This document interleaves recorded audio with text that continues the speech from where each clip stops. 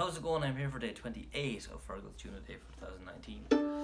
I'm going to play a hornpipe today that was requested. It's a tune called The Fairy Queen, and I recorded this on my solo album, The Dusty Bridge, that came out in 2007. So yeah, just a little while ago. I recorded that one with Ryan Malloy, great piano player. So I'll give this a rattle, coming to you from New Jersey.